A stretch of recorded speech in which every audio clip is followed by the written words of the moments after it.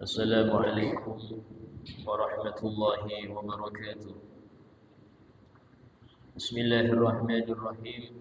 الحمد لله رب العالمين، وبه نستعين على أمور الدنيا والدين. أشهد أن لا إله إلا الله وحده لا شريك له، وأشهد أن سيدنا محمدا عبده ورسوله لا نبي بعده. اللهم صل وسلم وبارك وكرم وعظم ومجد على حبيبنا وشفيئنا وقرة أعيننا محمد وعلى آله وصحبه أجمعين. سبحانك لا علم لنا إلا ما علمتنا إنك أنت العليم الحكيم. رب اشرح لي صدري ويسر لي أمري واحلل عقدة من لساني يفقهوا قولي بجاه النبي وآله. قال الله تعالى: وقل رب زدني علما. وقال رسول الله صلى الله عليه وسلم: طلب العلم فريضة على كل مسلم.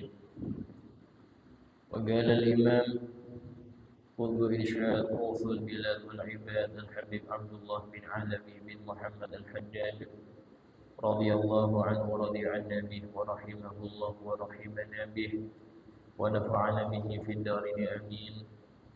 وليحذر الوالدان كل الحذر من الدعاء على ولدهما العاق، فإن ذلك يزيده ضررا وفسادا وعقوقا، ويعود بعض ما يتولد من ذلك من الضرر على الوالد في الدنيا. ودعاء الوالد مستجاب، وينبغي له أن يدعو له ولا يدعو عليه، وقد يصلح الله بوقت دعائه فيعود بارا فينتفع الوالد ببره وتقر عينه به، فيفوز الولد بثواب البر ويسلم من إثم العقوق، والله موفق والمعين. Dan hati-hatilah kedua orang tua itu jangan sampai mendoakan buruk kepada anaknya yang durhaka. Ini ya termasuk bentuk mujahadah seorang ayah, seorang ibu itu harus melawan keinginan untuk marah ini dengan sabar. Sabar menghadapi anak yang gak nurut, yang durhaka. Ya apa sabarnya?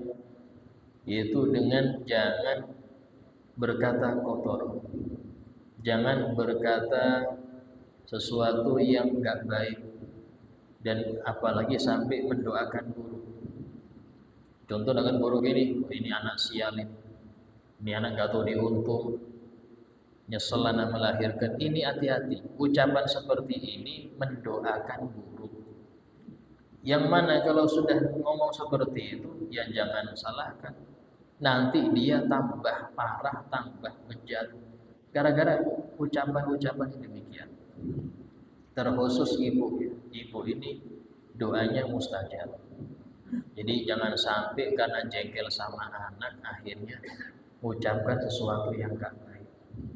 Ya, ini anak dari dulu dididik gini terus. Ini anak gak ngerti-ngerti pelajaran.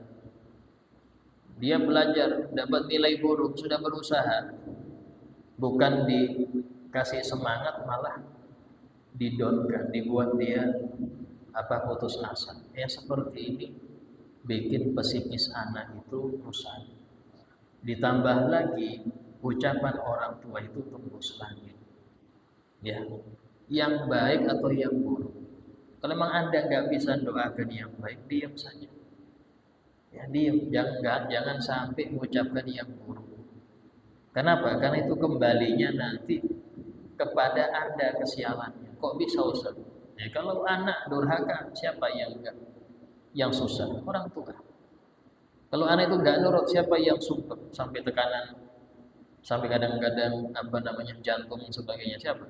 Ya orang tua juga. Gara-gara dia tidak sabar untuk menahan emosi, gak sabar. Ya. Dan emosi ini mengakibatkan seseorang itu mengucapkan sesuatu yang dia akan menyesal ketika mengucapkan itu, nyesal. Atau membandingkan anak di dalam kecerdasannya, Ini nggak sama ini ya. Yang pertama cerdas betul. Ini sudah diajari dua kali, 3 kali nggak ngerti-ngerti. Ini jangan terucap di depan anak. Karena itu akan membekas sampai puluhan tahun. Puluhan tahun. Mungkin kita habis ucapan itu besok lupa kita. Tapi anak itu ingat. Oh ini abah dulu pernah ngomong gini. Dan kalau ini anak tidak ada didikan agama, ya, dia akan benci betul pada kakaknya. Karena kakaknya ini dipuji terus.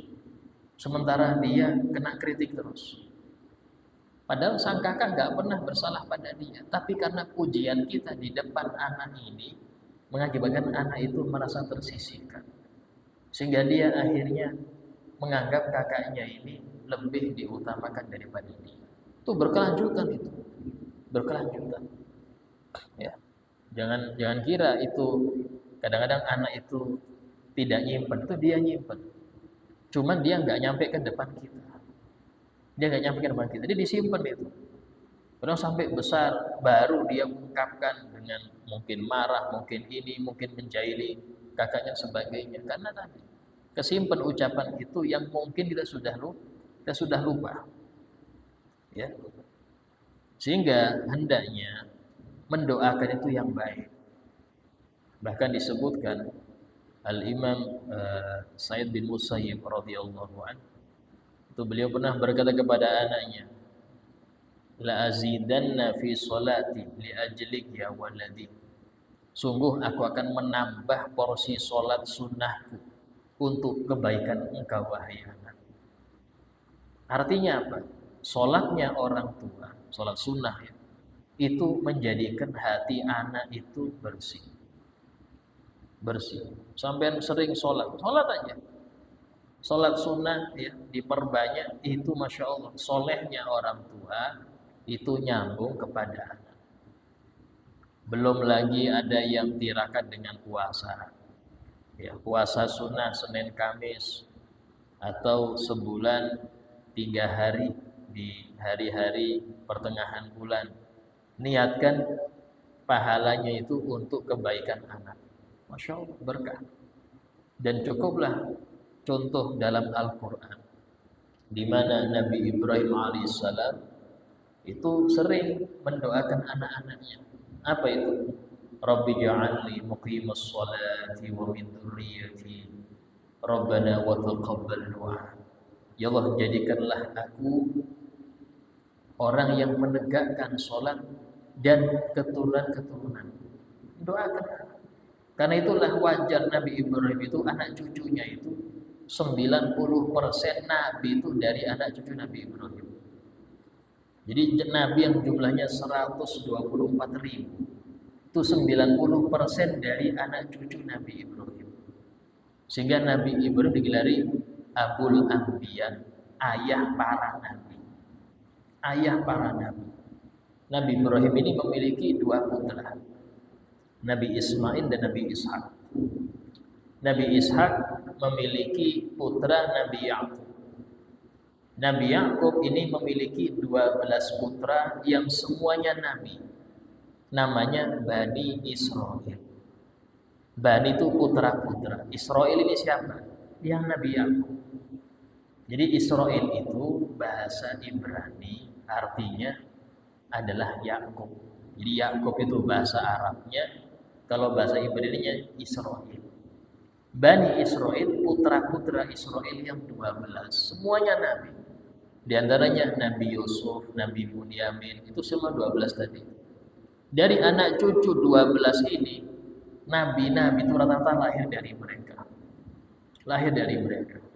Nah, Nabi Ismail keturunannya jarang nabi. Tapi Allah beri paling afdolnya nabi di akhir. Siapa? Nabi Muhammad SAW. Nabi Muhammad ini keturunan Nabi Ismail. Nabi paling agung pada dulu Nabi Ismail. Di sini menunjukkan keberkahan Nabi Ibrahim itu di situ. Keberkahannya doa itu sampai nyambung ribuan tahun setelahnya. Jadi Anda doakan anak itu bukan untuk kehidupan Anda sampai mungkin sisa 30 atau 40 tahun, tidak. sampai dia punya anak, dia punya cucu, terus bersambung sampai akhir. Ini berkat doa Nabi Ibrahim. Di antara doa beliau apa? Rabbi habli min ladunka dzurriyyatan thayyibah. Ya Allah, anugerahkan kepadaku dari sisimu dzurriyyah, keturunan yang baik-baik. Bukan baik dari sisi fisik atau mungkin ganteng, tidak. Yang dicari thayyibah di sini kata ulama tafsir, yang akhlaknya baik, yang agamanya bagus, ibadahnya getol. Bahkan Nabi Ya'qub di detik-detik wafatnya Allah Ta'ala menyebutkan wa idh hadara Ya'qub al-maut. Ingatlah ketika sudah hadir kematian itu kepada Nabi Ya'qub. Idh qala li banihi ma ta'buduna min ba'di. Ketika dia berkata kepada putra-putranya yang sekeliling dia, ditemani anak-anaknya itu waktu mau wafat. Ma ta'buduna min ba'di. Apa yang akan kalian sembah setelah aku wafat? Ini kekhawatiran seorang ayah kepada anak-anaknya itu, apa yang kalian sembah setelah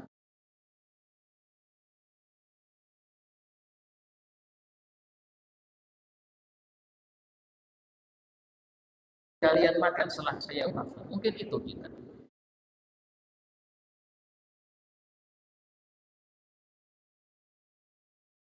Ilmu agama dan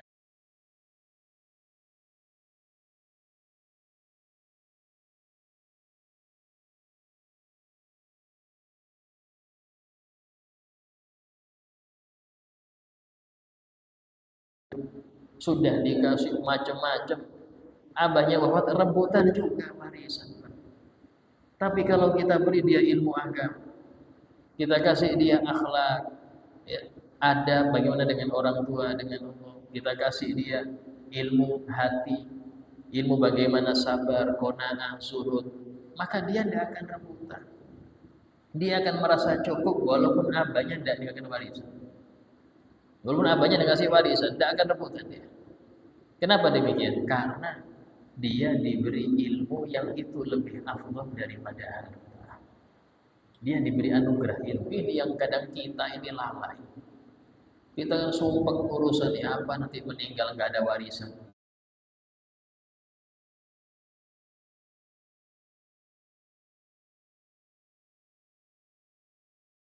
Bani Umayyah. Ya, Sayyidina Umar bin Abdul Aziz. Itu beliau jadi khalifah nggak lama, hanya 2 tahun. Tapi disebutkan ketika beliau itu hendak wafat, ini seorang pengawalnya itu bilang, wahai khalifah, Anda ini memiliki anak 11, nggak ada yang balik, belum ada yang balik. Coba Anda tinggalkan untuk mereka itu harta agar mereka ini bisa. Dia tahu dia udah. Kalau mereka ini orang soleh, nantinya jadi orang soleh, maka Allah yang ngurus orang soleh.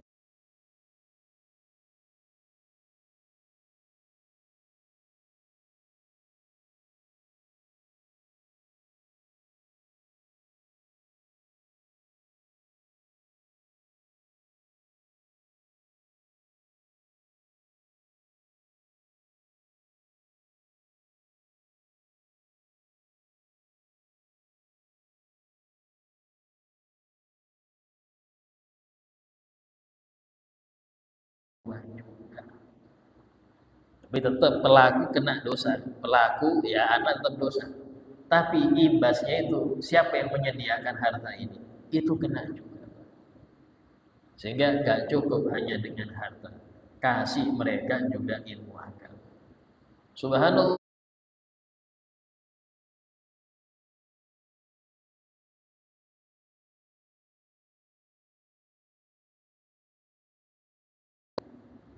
Berarti kaya. Padahal nggak ada warisan. Kenapa? Pas ini yang jarang didapat oleh kita. Ya. Sehingga dalam hal ini mendoakan anak itu jangan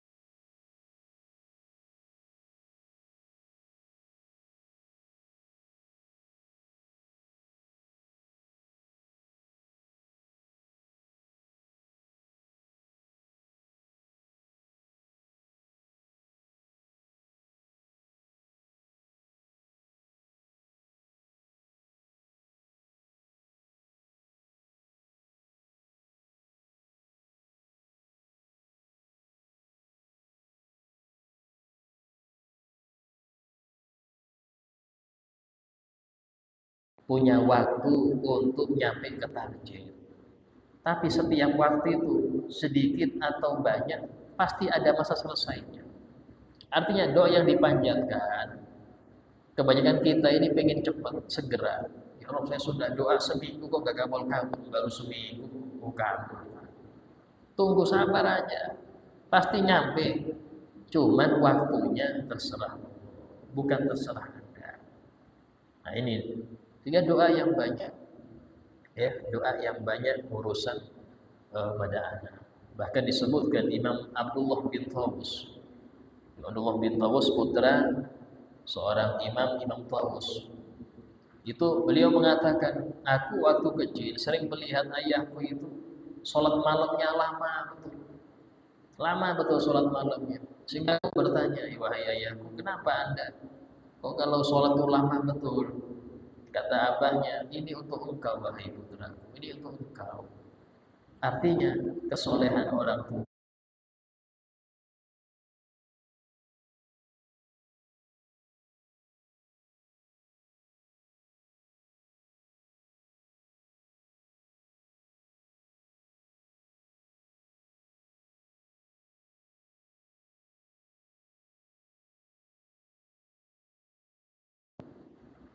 Orang tua yang sholat, yang puasa, yang berwirid macam-macam, ya macam-macam.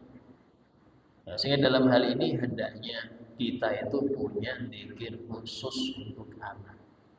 Terserah mau sampean zikirnya sholawat atau zikirnya sholat sunnah atau zikirnya hatam Quran, ya terserah. Yang penting Anda niatkan ini untuk kesolehan anak-anak Anda. Baik itu kebaikan duniawinya atau ukhrawinya. Dan cukup dalil yang kuat dalam surah Al-Kahfi ketika Nabi Musa dan Nabi Khidir itu berkunjung ke suatu kampung untuk minta makan, minta dijamu. Gak ada yang ngasih jamuan. Pelit semua satu kampung itu. Mau keluar kampung ada tembok yang mau rubuh. Mau roboh ini sama Nabi Khidir, ayo wahai Nabi Musa kita bangun tembok ini. Tadi Musa ngapain kita bangun, mereka aja nggak menjamu kita, tidak apa-apa kita bangun aja. Pas dibangun selesai tanya, kenapa kok kita bangun ini? Ya, di bawah tembok ini ada harta anak yatim. Kalau mereka yang bangun kelihatan diambil, tapi Allah menyuruh saya untuk membangunnya.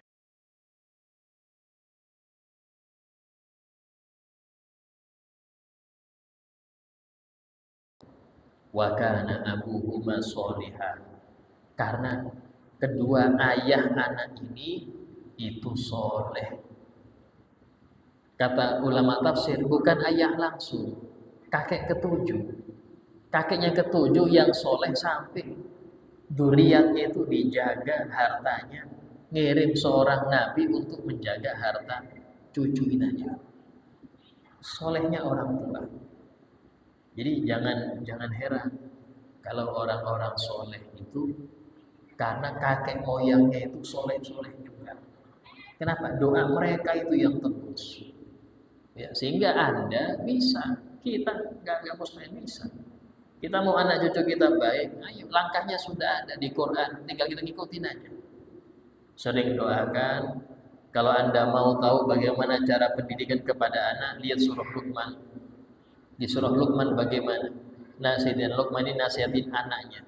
Ya bunayya la tusyrik billah, inna syirka la dzulmun 'adzim. Wala tusair khaddaka linnas wala tamshi fil ardi maraha. Itu semua dijelaskan dalam Al-Qur'an kayak apa cara pendidikan kepada anak itu kayak apa. Yang zaman sekarang enggak ada yang ngikutin itu. Saya enggak bilang enggak ada. Sebagian kecil aja yang ikut, sebagian besar enggak ngikut. Sebagian besar enggak ngikut, Pak. Kita bilang kita ahli Quran, mana ada ahli Quran? Ikutin tuh, isi Quran banyak. Ya jangan hanya jadikan Quran itu sebagai bacaan saja, hafalan saja, lomba-lombaan jangan. Intinya isinya itu doa yang sehingga ketika Anda menjadikan Quran sebagai panutan, nanti ketika di alam kubur, ketika malaikat mungkar nakir bertanya, wa ma imamuk, Apa? Imammu itu siapa? Al-Quran imam. Dia bisa jawab, Quran adalah panutan. Bisa. Lancar dia jawab. Kalau di dunia dia jadikan Quran panutannya. Kalau enggak, walaupun dia ngapalin sekarang, di akhir di kubur gagap dia jawab. Gagap dia, karena dia enggak ngamal. Dia enggak sesuai bagaimana menjadikan Quran sebagai panutan itu. Ya. Nah, kemudian dikatakan, summa inna lil aulad 'alal walid huquq. Kemudian anak-anak itu punya hak atas orang tuanya. Sebagaimana orang tua punya hak atas anak, juga kebalikannya anak juga punya hak. Artinya orang tua punya kewajiban kepada anak itu. Apa diantaranya? Yaitu mencukupi kebutuhan mereka selama mereka butuh. Dari sini nafkah. Jadi nafkah untuk anak itu, kalau anak laki-laki wajib orang tua ngasih nafkah sampai balik. Kalau sudah balik, maka orang tua nggak wajib. Karena biasanya anak kalau sudah balik itu sudah bisa dia untuk kerja. Kecuali kalau dia belajar agama, dia sibuk ngapal Quran, dia sibuk mendalami fikih ini, sehingga nggak sempat kerja. Nah, Al-Imam Bajuri mengatakan yang seperti ini tetap wajib orang tua ngasih nafkah. Ya. Kalau anak perempuan itu diberi nafkah wajib itu sampai dia menikah. Kalau sudah menikah, orang tua nggak wajib lagi ngasih nafkah. Kembali ke siapa? Tanggung jawabnya ke suami, bukan ke ayah lagi. Ya. Nah, dari ini nafkah yang penting. Yang kedua, selanjutnya apa? Memberi mereka adab yang baik. Diajari akhlak, sopan santun ketika makan, ketika bicara, ketika masuk rumah, itu diajari. Ya. Cara bagaimana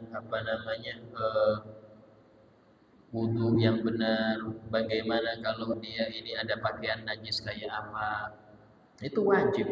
Bahkan seorang anak perempuan sebelum umur di mana dia bisa haid, wajib diajari urusan haid. Kapan anak perempuan itu dimungkinkan keluar haid? Umur 9 tahun. Sebelum umur 9 tahun, anak perempuan wajib diajari haid. Biasanya anak perempuan itu kalau sudah umur sekian keluar darah haid. Itu tidak masalah, bukan sesuatu yang aib, dijelaskan. Kalau haid haram ini, nggak boleh sholat, ya, nggak boleh puasa, jelaskan. Biasanya minimal haid itu sehari semalam, maksimal 15 hari. Biasanya nanti 7 hari. Kalau sudah selesai bersih, dia wajib mandi. Ini cara mandinya, niatnya seperti ini. Diajari. Maaf banyak anak sudah SMP tidak ngerti.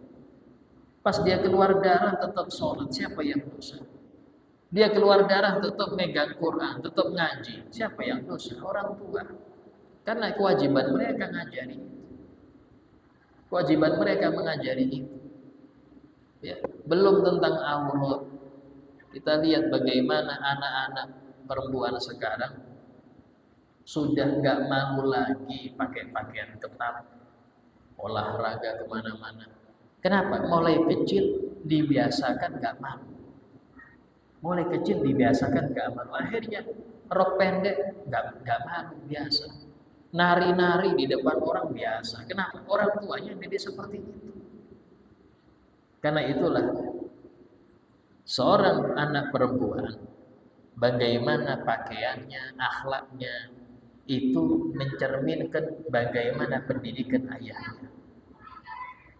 Kalau Anda mau tahu bagaimana model ayahnya, lihat anaknya. Kayak apa anaknya? Anak perempuan itu kayak apa? Kemudian kita bisa tahu akhlak ibunya dari anak perempuan tadi. Kita bisa ngerti bagaimana kehati-hatian saudara-saudaranya dari anak perempuan tadi. Karena itulah ketika Siti Maryam itu dalam keadaan hamil padahal nggak pernah dekati laki-laki. Beliau mulai kecil ada di suatu ruangan di Masjid Aqsa, di mana nggak ada siapapun laki-laki yang boleh untuk masuk kamar beliau kecuali satu, Nabi Zakaria, pamannya. Suatu kali datang Jibril. Jibril mengatakan, li ahabalaki gulaman zakiyah. Aku ini adalah utusan Allah untuk memberi engkau seorang bayi yang suci. Siapa? Nabi Isa. Maka ditiuplah, dari jarak jauh ditiup, hamil Siti Maryam. Sehingga itu menjadikan waktu ke masyarakat ini orang-orang mencemooh. Apa yang dikatakan masyarakat situ? Ya ukhta Harun. Ini sedang surah Maryam. Wahai ukhtu Harun, wahai saudarinya Harun, maka abuki imra'usuin. Ayahmu bukan orang yang bejat. Ayahmu Imran ini orang yang baik. Wa ma kanat ummuki baghiya. Ibumu juga bukan wanita yang nakal. Kok kayak gini kamu? Ini kata ahli tafsir mengatakan, mengapa orang-orang ketika melihat Siti Maryam hamil tanpa ada laki-laki yang menyentuhnya, tanpa ini, kok tahu hamil, belum pernah menikah kok hamil. Itu yang disalahkan orang tuanya. Dia tanya, loh, kamu abahmu orang baik loh.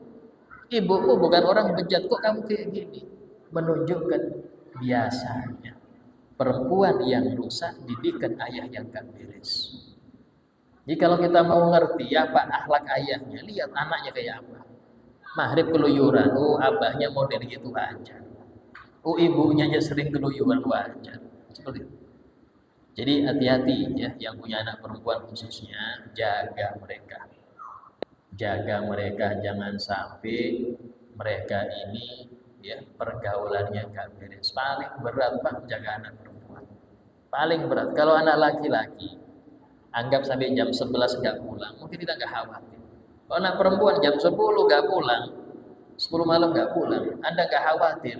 Berarti ada sesuatu di hati Anda. Kadang repot orang itu, ya maaf. Kalau sudah dekat maghrib, anaknya nggak ada di rumah putrinya, dia nggak khawatir. Tapi kalau ayam jagonya hilang, bingung dia. Di mana ayam jago saya? Dicari aja ayam jagonya. Putrinya nggak pulang, nggak khawatir dia. Berarti apa? Lebih utama ayam jago daripada putrinya. Ini loh, ya hati-hati. Karena ya Allah, zaman sekarang zaman di mana pergaulan itu sangat bisa berubah karakter, sehingga carikan untuk anak itu circle yang baik. Taruh dia di pengajian, taruh di madrasah diniyah, lihat temannya. Kalau temannya sering keangkringan, jangan disuruh, jangan diizinkan. Oh ini mau belajar bersama cuma alasan Pak. Ngerti kita juga pernah jadi anak muda, pernah ya. Sehingga ini perlu Anda perhatikan. Tapi zaman sekarang ini gampang untuk seseorang itu berbohong, sangat mudah untuk berbohong. Disebutkan oleh para ulama, ketika seorang ayah atau ibu itu maksiat, maka maksiatnya dia itu menjalar ke anak. Maaf, ada orang tua itu marahi anaknya gara-gara nonton video porno. Haram hukum. Padahal dia sendiri kayak gitu. Ya jangan salahkan. Kalau Anda ingin anak ini tobat, Anda tobat dulu. Karena itulah ada seorang ulama mengatakan, dulu aku itu mendidik anakku ya dengan ngasih nasihat terus, tapi gak mempan-mempan. Setelah itu aku ngerti bahwasanya aku harus memperbaiki diriku dulu. Dengan itu anakku jadi baik. Jadi aku perbaiki dulu. Aku stop nonton haram, stop begadang, stop ini. Aku berusaha ke masjid 5 waktu, berusaha baca Quran walaupun hanya 1 halaman per hari. Gak lama anak berubah. Kenapa? Karena Allah dengan keberkahan kebaikan orang tua, walaupun gak nyampe level soleh, baik aja, dia tobat aja, pengaruh ke anak. Anda sampai berbusa ngasih nasihat anak, tapi kalau Anda masih kerjakan yang haram, nggak berubah itu anak. Nggak berubah. Dari Anda dulu. Kalau Anda bisa merubah diri Anda, maka Allah akan merubah. Allah yang merubah, bukan Anda. Allah akan merubah orang-orang sekeliling Anda menjadi baik. Asal Anda dulu yang baik. Kalau kita nggak jadi baik, walaupun sampai perlu bernasihat, nggak akan bisa baik. Karena itulah mengapa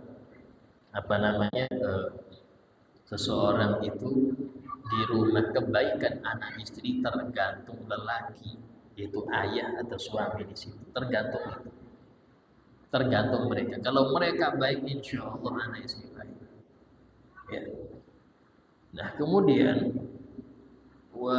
selanjutnya wahid akhlakil mahmudah, dan memberi mereka arahan menuju akhlak yang terpuji dan sifat-sifat yang mulia, dan menjaga mereka dari kebalikan itu, sifat-sifat tercela dijaga. Jangan gibah depan anak, jangan ngomong kotor depan anak, jangan nampakkan kebencian ke orang lain depan anak. Itu pengaruh ngajari mereka, berarti saya ngajari mereka, jangan gibah depan anak, jangan. Ya, karena ketika kita gibah depan mereka, mereka nganggap berarti nggak apa-apa orang tua saya gibah. Ditiru kan, ditiru. Ya, hati-hati.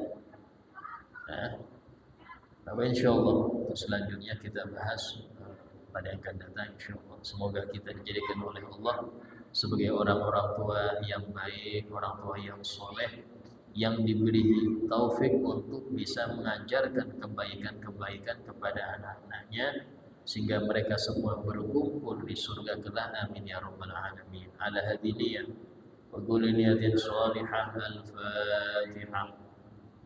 Bismillahirrahmanirrahim. Alhamdulillahirabbil alamin. Ar-Rahmanir Rahim. Maliki yaumiddin. Iyyaka na'budu wa iyyaka nasta'in. Ihdinas siratal mustaqim.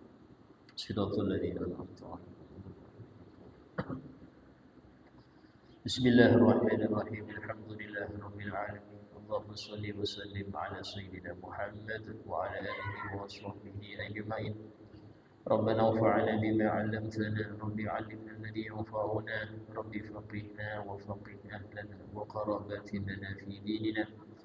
Rabbi wafiqna wa fihum lima tartadi qawlan wa fi'lan karama. وارزق الكل حلالا دائما وأخل أني علما نهضا بالخير وفكل شر. ربنا واصلح لنا كل شؤون وقر بالرضا بك العيون وقض عنا ربنا كل الديون قبل أن تأتينا رسل المنون.